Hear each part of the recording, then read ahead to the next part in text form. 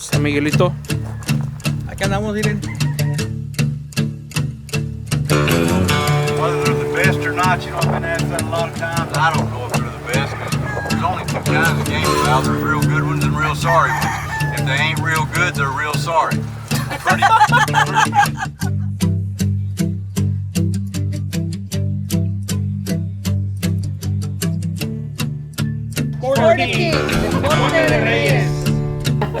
Thank you guys for joining the very first episode ever of Sporta Kings, brought to you today by Cruise Feeds, Seven Bridges Farms, Boneyard Farms, Clear Creek Farm, Silver Springs. Silver Springs Farm.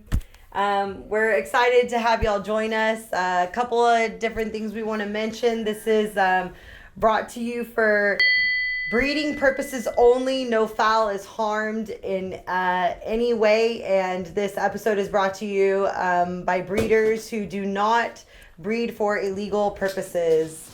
So we're excited to start this episode for you guys today. We're going to go ahead and introduce Bobby Fairchild, Melinda Fairchild, Jesus from Next Legend, the redheaded little friend, Casey Ranch. We have Ray Cortez here and Roland as well, part of the team. And of course, watching the camera right now, if you can take a step in front of the camera, Gallo Alacran, Miguel Ruiz himself. So we're going to get this started today. We're going to go through a number of questions, but we kind of want to first off introduce everyone and who they are and what they do for the Fairchild team in general, and just talk a little bit about that. So first off, Bobby, would you like to introduce Ray and Roland and kind of intricate as to what they do here on the farm? Mis amigos, por primera vez estamos en la entrevista con Bobby, en la casa con Bobby, con su esposa, con amigos, con parte del equipo. Les traemos a ustedes esta entrevista por nuestros amigos de Cruise Feeds, de Silver Springs, Seven Bridges, Bobby Fairchild, Boneyard, and Bobby Fairchild, and Next Legend también. Y Gallo, El Gallo Show? El Gallo Show, También. 1, 2, and 3. 1, 2, and 3, it's coming up. No, ya viene. So, aquí estamos para traerles algo a ustedes, algo nuevo. Es una entrevista, algo diferente que pensamos hacer para ustedes. Ahorita lo vamos a pasar. Yo voy a tratar de traducirles todo en español, lo más posible que sea en español. Cualquier pregunta, para que nos sigan. Y por lo mientras, ahorita vamos a presentar a Bobby y vamos a dejar que Bobby presente a cada uno de nosotros, de ellos, que es parte del equipo que hace aquí, cada uno de ellos. All right, Bobby, so if you'd like to go ahead and introduce you guys and what they do here for you on the farm. Introduce All right. yourself first. Introduce myself. Yeah. Hey guys, I'm Bobby Fairchild. I'm the owner and operator of Clear Creek Game Farm, operating here out of Colgate, Oklahoma. Been at this for a very long time. It's my passion. It's my pride. But as they spoke, I can't do this by myself.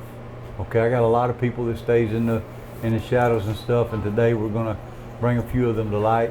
One of them is my wife, Melinda. Melinda does not get near enough credit. She makes great sacrifices for this farm, and always has, and for her whole family. I just want to say that I appreciate Melinda very much and thank her for all of that she's done. Ray Cortez. Ray Cortez, over the past few years, has become a big part of this farm and a big part of our life. He's a part of our family. He does all the transporting to Mexico and stuff for us. Guys, if you want something shipped to Mexico, we can use somebody else if you want. But for me to be responsible for good, healthy, live delivery to Mexico, we use Ray Cortez. Okay? Ray does a lot of translating. He also, what I really want to tell you is that he comes up about every 3 weeks or a month or something or another, and if you'll get with Ray, he can select for you and translate in Spanish, and he can do a lot of the Spanish stuff. Pues primero, ¿por qué no nos habla usted un poquito? Lo que acabo de decir Bobby. Pues yo le ayudo mucho a Bobby aquí en la guerra para mandar los animalitos para México y todo. También vengo seguido, les puedo ayudar aquí cuando yo llegue a escoger animales, si ocupan cualquier cosa para traducir en español y todo. Pues le ayudo en todo. Cualquier cosa también me pueden hablar a mí, si no pueden pescar a Bobby, yo les puedo ayudar en lo que sea aquí en el rancho. El precio es lo que usted ocupa. Rey, ¿nos puede decir su nombre, su número a donde pueden contactarlo usted? Sí. Ray Cortés, el número es 956-577-1027. Me pueden marcar, preferido por WhatsApp. ¿Por WhatsApp? Sí. Okay. ¿Tiene algún social media, algo que quiera compartir? Facebook, Ray Cortés Okay. también. Ray Cortés, ok. Muy bien, a lo que estamos otra vez con él, es la persona de confianza de Bobby para mandar animalitos para México. Como dice él, ustedes pueden escoger cualquier que se las puede llevar para México, pero para él es su hombre de confianza, quien sabe que van a llegar con ningún peligro los animalitos. All right, Bobby. Okay, Roland is the one, he's in here with us, and Roland plays a really important part in this. His part is to keep Ray entertained through the trips and stuff, and to keep him talking and listening and stuff so that he don't fall asleep and run off the road. Hey, and one of the other important things he does is Roland furnishes the good sweet bread from down on the border, and we appreciate Roland and his part very much. And I also want to mention my cousin J.C. Smith. J.C. Smith and my son Cody Fairchild. They both they do a lot of the work around here and stuff. Whenever I'm sitting around taking pictures and shaking hands and stuff, they're out there getting their hands dirty doing the good part. I want to say a big thank you to Cody and JC. Like I said, guys, this is not a one-man dog and pony show. One person can't do this, and without these other people helping me with this stuff, there's no way that all this would be possible. I love all my customers, my clients, and my friends, and they become my family. Thank you all. All right. So, a couple of questions. We'll start with Bobby. What lines do you carry? I have basic bloodlines that I carry, that I've had for a long time, and those would be the Grays that we've had, since 1988. A lot of people call them Joe Goods or Frost or something, but they're just a Fairchild line that I put together in 1988. We've competed in most every major event in the world and been victorious, and they've been good to us. We've got the Kelso line, which is, I call them real deals, and different nicknames for different broodcocks and stuff, but I got those from Dink starting back in about 1991. They was off the old cock that he called Brownie. Brownie was basically a 20 grand line that he got from Jumper. Brownie kind of checkered up, looked kind of like a red quill cross cock. They're really good chickens. The 5K sweaters I got from Dink about the same time. They're really good chickens, good solid chickens. We have the brown reds. The brown reds, if you didn't get them from me, they're not like nobody else's, guys. They're just Fairchild blacks is what I call them. And they're good solid chickens. We've had those for about 10 years. And they've earned a way in our hearts. I have some Doms and I have some A seals. I got two different families of A seals. One family is a Henny, and the other family is the Cobras. Been really good to us, and we, like I said, we got the Doms that carry a lot of the Chapel blood. But like I said, if you don't get them here, they're not like mine. You want to translate that for Spanish?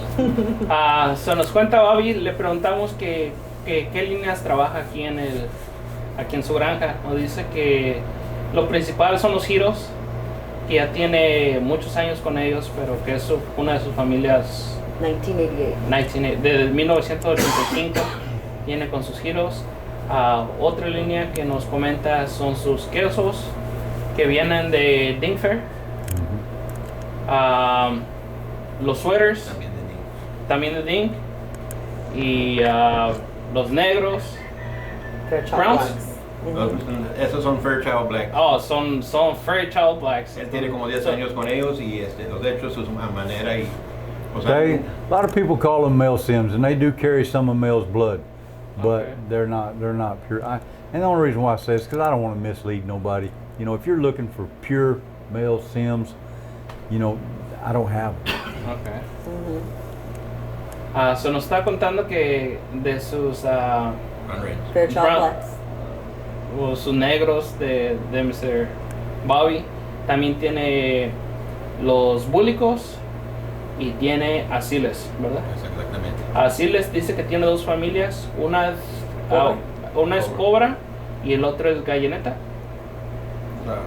Henny. Henny. Es gallineta de los asiles. So we have several different lines.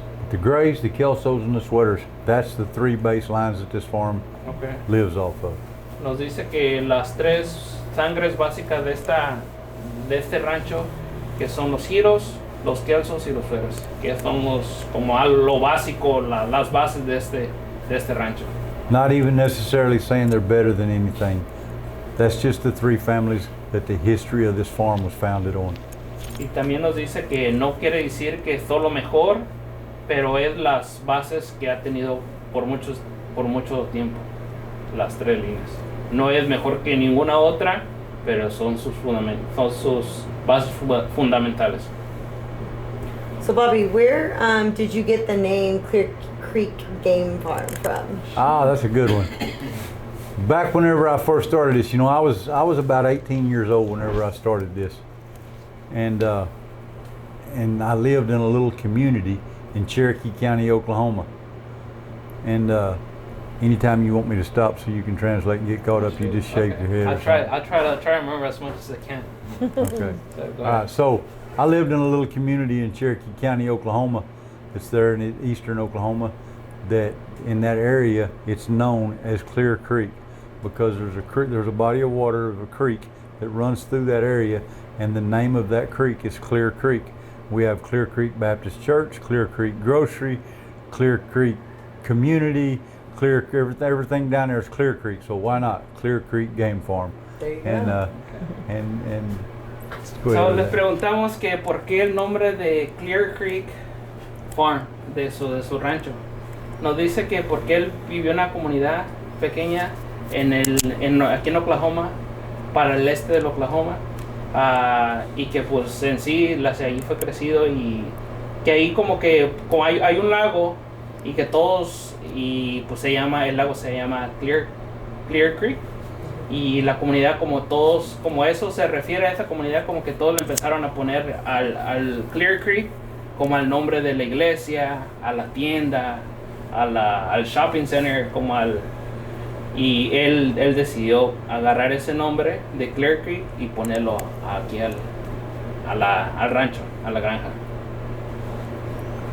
And one time whenever we was at Red River and actually competing in a competition, it was funny because I'll give credit where credit's due.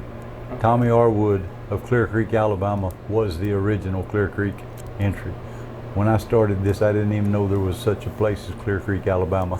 Oh, okay. Okay, and so one time we showed up at Red River, and Tommy had an entry and I had an entry, and I conceded respect to Tommy and went and changed mine to Oklahoma Clear Creek, and because like I said, he was the original Clear Creek, and so I don't think I've embarrassed him none. All right. So Bobby, we want to know, and our viewers want to know, a little bit more about you as far as you as a person. So if you were not in the game fowl industry and you were not raising roosters, what is it that you, Bobby Fairchild, would be doing? Whew. I'd hate to admit this, but I'd probably still be finishing concrete. Finishing concrete. So you're a construction I'm a worker? construction guy. Okay. Me and my wife, we had a construction business at one time that was really good, you know, and we do a lot of commercial and industrial concrete work. You know, we do a Okay. lot of walls and parking garages and, you know, big schools and stuff like that. I never done no residential work. It was always commercial and industrial work. I never knew that. I growed up as a young man on a farm in Oklahoma, in a body shop with my daddy doing auto paint and body. And as I got older, then I slipped off into construction field, and that's what, yeah. You want to translate that for our viewers? Sí, so le preguntamos a Bobby que la pregunta que le hicimos dice que si él no se hubiera visto, que si él no fuera un creador de los animales, de los gallos, gallinas, que qué fuera él si no fuera un creador. Nos dice que a lo mejor todavía siguiera haciendo el concreto, que porque él y su esposa tuvieron un negocio en años pasados donde hacían concreto, hacían desde piso, paredes, todo era comercial, y dice que pues eso fue lo que sabía hacer. So, si no fuera gallero, si no fuera creador, yo pienso que siguiera haciendo concreto, dice. Most all my life I've been a dreamer. I've had goals, I've had plans, I've had dreams of being able to be something, to accomplish something. And in all reality, the dream and the passion of Gamecocks, they gave me ability to live that dream. Translate that, please. Dice, Soñaba en grande. so, dice, nos comenta Bobby que él siempre fue un soñador, que siempre tuvo sueños desde chico, desde que quería tener muchas cosas. Y dice que para él, que esto de los gallos le han hecho realizar cada parte, cada sueño que ha tenido por parte de los gallos. I'll say this, that I've won many great accomplishments. And those great accomplishments were exciting. But I seen something just today whenever we eat at Reba McIntyre's restaurant. In her little book, she asked her daddy whenever she was rodeoing and stuff. And I felt the same way. What was more special? Winning a world championship or the journey to get there? I can tell you today that the journey getting there was much more exciting and much more prideful than the actual winning it itself.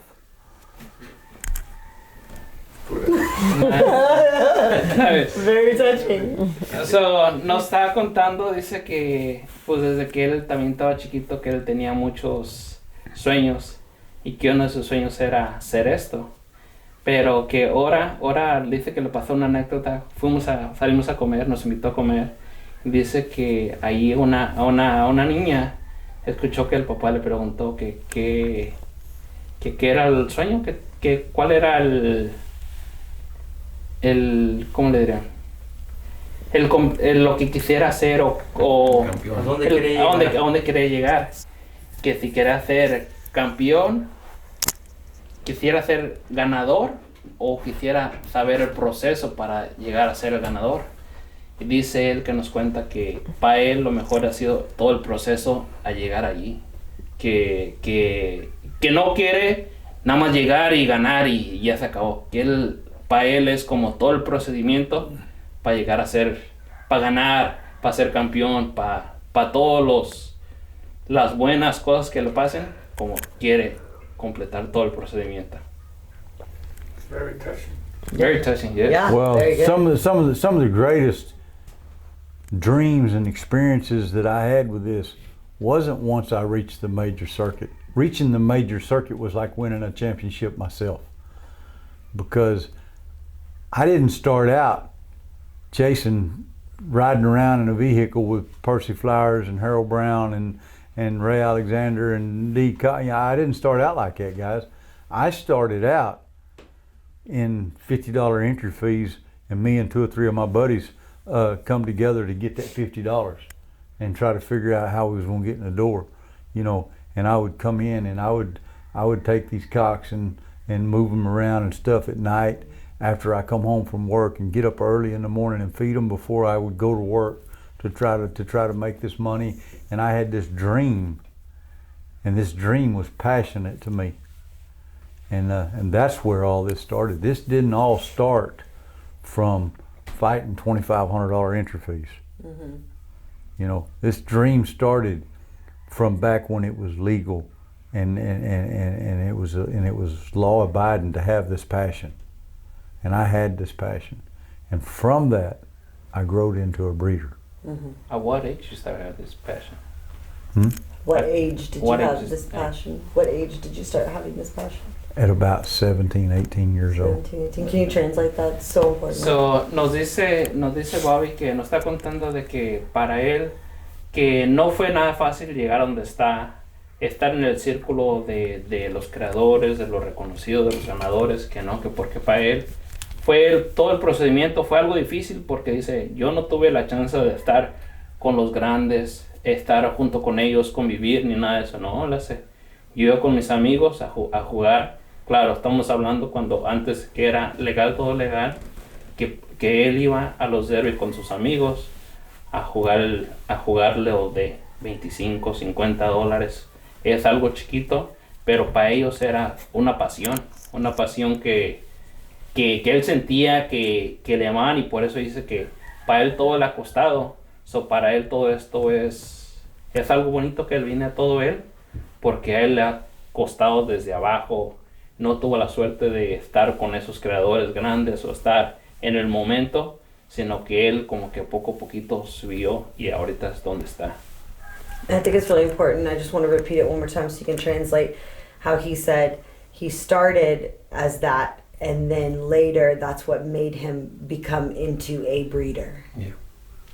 Okay, so dice que al principio él empezó en la jugada. Sí, la jugada. En la jugada empezó, y tanto fue la pasión de él que después él se hizo creador. So él empezó jugando. Él no era creador. No empezó en la jugada. Empezó de cero. I remember in 2001, me and my wife, we lived in Stillwell, Oklahoma, and Melinda and I had been to Salisaw, and we'd had a couple of drinks. And I know it surprised you, but I did have a drink.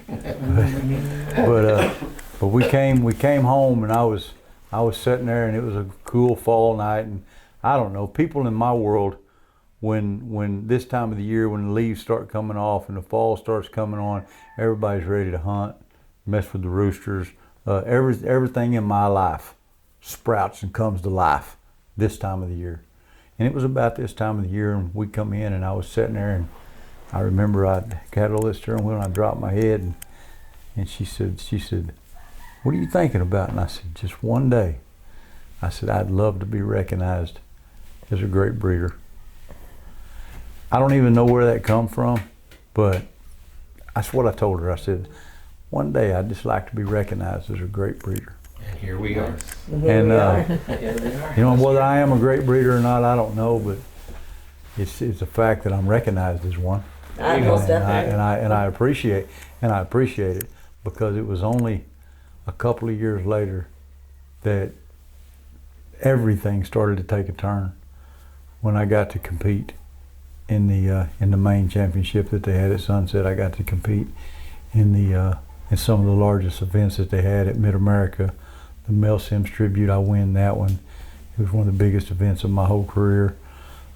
Everything just started coming together, and it was, I guess that you'd have to say that it was because of my meticulousness in my breeding program and my passion to be a breeder. Mm-hmm. I have a much greater passion to be a breeder than anything else that I've ever done. Love to hear that. Would you consider yourself, Bobby, a first generation? There's no way to go see it any other way. My daddy had a hankering for hobby game fowl when he was a kid, and that's what inspired the desire in me, because my daddy was my hero. He was an ornery old sucker, and a lot of people didn't like him, but he was my hero. And whenever I found out that Daddy had a playful experience with gamecocks, it intrigued me. And then, you know, we was coon hunting, so I've been involved in animal genetics my whole life. Mm-hmm. Ever since before I was born. My daddy was involved in animal genetics. Everything about me's always been about genetics. And so we was coon hunting with Gary Gillum. And Gary Gillum and his cousins, Carl Hubbard and them, they was all discussing, you know, gamecocks and this and that, and it just something inside of me, it just triggered, and I just, yeah, and I'd go to bed at night dreaming about gamecocks. I'd get up in the morning, I'd try to work, you know, and I remember one time I was working construction whenever I was still just a laborer, and I was on a little, what they call a whacker packer, packing dirt, and it's kind of like a jackhammer, but it packs dirt. I was going down through there, and one of my bosses, he was an old rooster man, and he come by, he said, boy, he said, looks like I can see feathers flying out from underneath that. And he was right. You know, I was on that deal and I was going down through there, but I was breeding and playing with roosters and doing everything I did was about roosters. Yeah. And You want to semi-translate a little bit? Yeah, I'm gonna try. Pero I wanna translate the first part when he said that he had the dream that when he came home. Okay, where were you when you said you're coming back from Sallisaw. I was in Sallisaw and we came home. We lived in Stillwell. Okay. And I remember I had 4 or 5 big tall pine trees and there was an old water well laying there. It was just an old farm place that I was building for me and her. And it's where everything really started to come to light. But I remember I just put my hands on the steering wheel and dropped my head and she said, what are you thinking about? And I said, just one day I'd like to be recognized as a great brooder. Not a great cockfighter, I wanted to be a great breeder. That's what I wanted to be. Okay. Go ahead. So, Bobby nos compartió una anécdota que tuvo él en su. How old were you around this? I was probably 35. Yeah, I wasn't a kid no more. Okay, I thought you were like younger age. No, I wasn't a kid no more. So nos está compartiendo una anécdota, Bobby, que una vez que venía con su esposa, venían de Sallisaw, de una jugada. Y que se tomaron una cerveza, dice que venía y que de repente dice que puso sus 2 manos en el volante y agachó su cabeza y le preguntó a su esposa, ¿qué piensas? Y le dice Bobby, ¿sabes qué? Quiero que algún día sea reconocido, pero como creador, no como jugador, no como nada. Quiero que sea reconocido como jugador. Que soy, ¿por qué? Porque tengo la pasión y es a lo que me gusta. So dice que todavía tiene esa anécdota en la cabeza y que no sé si la ha contado antes o no, pero que es como algo que le pasó y que digo, ¿sabes qué? Quiero ser reconocido. Y míralo ahora, toda una leyenda el señor. Toda una leyenda. Como pueden ver ahí. Como pueden ver, miren, tantos imágenes, tantos trofeos, tantas, imagínense si cada uno de estos nos dijera la historia que pasó, no acabáramos, ¿verdad? How Bobby? I was telling you if one of these trophies would tell us the story behind every single one. Oh, we wouldn't finish. Never finish. We wouldn't finish Never it. finish. Yeah. But would you like to ask a couple questions in Spanish and I'll translate, for you in English? So, una pregunta que tenemos para el señor Bobby, de la gente que nos está preguntando que de la nueva línea que sabemos que tiene ahora aquí en esta granja, que son los barbones. Queremos saber un poquito más de ellos, qué nos puede contar, cómo los obtuvo y qué nos puede decir de ellos. All right, so what Jesus basically just asked is what a lot of people have been asking, what our viewers want to know is about this new line of muffs you have. What can you tell us about them? What are they like? And where did you get them from? The muffs. They've been a pretty popular subject around here for the last couple of years. A couple of years ago, my real good friend that lives about 12, 14 miles down the road, Kenny Jack got sick and had some personal issues. I'm not going to discuss all of Kenny Jack's personal stuff, but he had to get out of the chicken business. And I was coming down this dirt road right here that I live on, and the phone rang, and I answered it, and it was Kenny Jack. And he told me that he wanted me to have those muffs. And I was like, man, I'm not looking for no new chickens. But he talked to me, he said, Bobby, I want somebody to carry these muffs on. He said, these are really good chickens, and he said, I want somebody to carry them on that's not going to change them, that's going to leave them like they are. And I said, Kenny, if it's your legacy, I will continue it. Because Kenny Jack is a super good friend of mine. I've only known Kenny Jack for a few short years, but he has become one of my best friends. He's one that if I needed somebody to talk to, if I needed something, I just feel really, really close to Kenny Jack.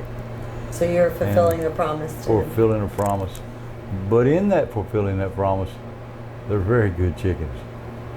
They, a lot of people, whenever they knew that me and Kenny Jack was close, a lot of people was calling me, wanting me to get those muffs.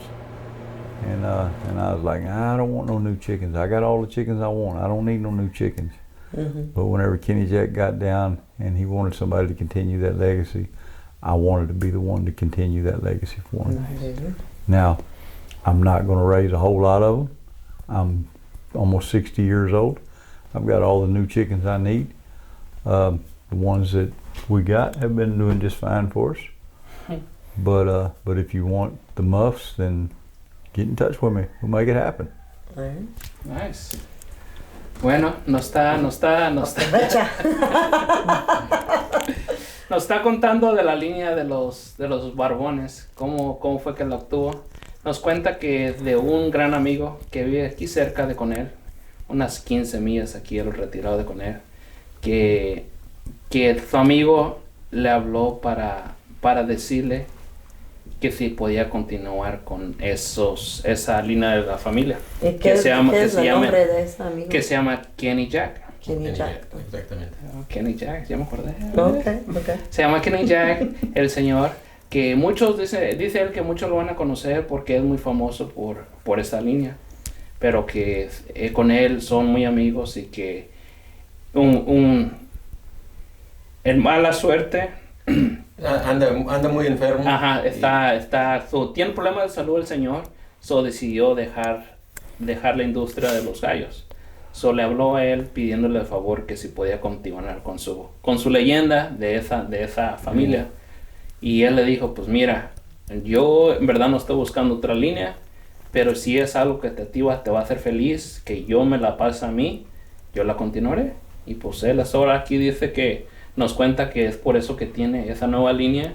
Dice que en lo personal que le ha gustado mucho y pues que no piensa sacar muchos, pero lo poco que salga, que va a ser los primeros que lleguen, se los van a poder llevar, pero no está enfocado en sacar muchos, sino para mantener su promesa que le hizo al amigo Kenny Jack de mantener esa línea.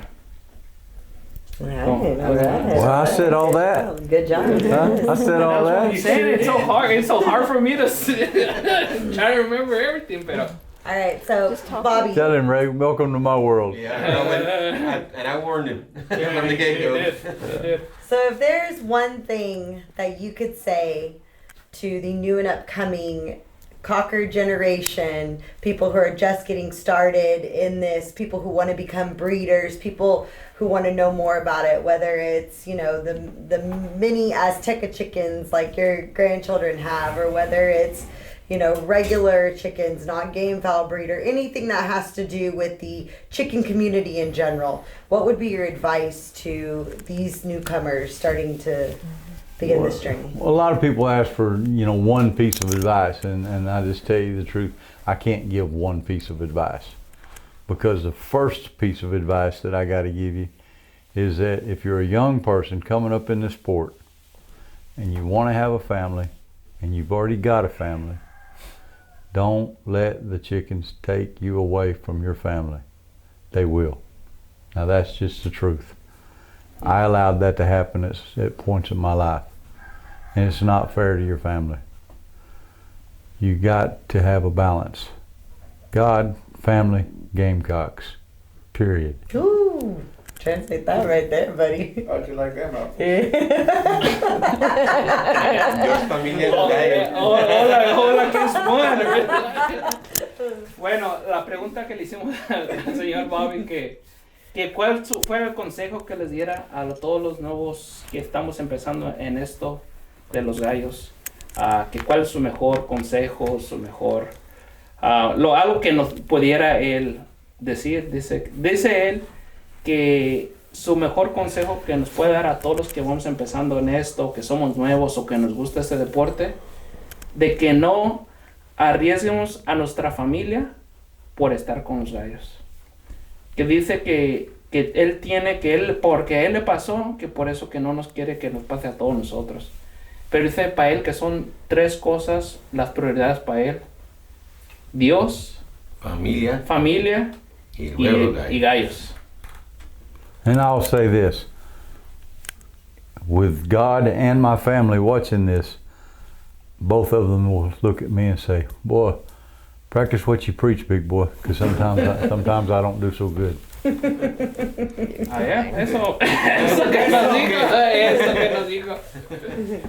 Nos está diciendo que practicando las dos primeras cosas, pues la tercera ya viene de parte de todo esto, dice. Pero lo principal para eso es Dios y la familia. Mientras esos dos esté bien, ya para lo que sigue, pues esperamos. Bien. Primero, no, dice que la familia, en vez de lo recuerdan, que se acuerde que es Dios, familia, y luego los gallos. Porque en veces, ¿verdad? Pues, los gallos se interrumpen mucho de la familia. Okay, sí. Now, some of the other advice that solely talks about the gamecock and the gallero is to don't let your eyes get bigger than your appetite, because it can happen. You don't need too many different families of chickens. I've got too many. Okay. Too many in Audi, and I'm only counting what, 5, 6? Something like that. Yeah, and that's too many. Nobody needs more than 3 families of chickens. Nobody in the world. But even with 3 families or 1 family or 10 families or whatever, do not take on more than you can take care of. And you've got to do your thinking with logic, not with emotion, because today your emotions will be real high and you'll think you're going to do all of this and that, and you got more than you can take care of. You cannot compete on a competitive level when you have more than you can take care of. And you got to be able to keep it fun and keep it interesting.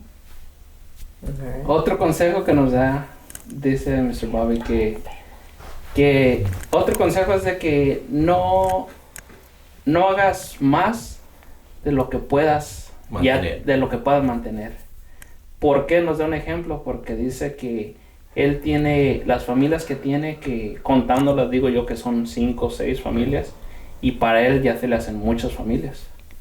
Lo que nos está diciendo él que ya sea 1, ya sea 2, ya sea 3, que nos mantengamos en eso y no quieramos agarrar otra familia más. Y otra criar familia lo que puedes más, criar bien. y crear lo que podemos crear bien, y en buen estado, en lo mejor de la salud y todo. Que nos mantengamos enfocados en las familias que tenemos.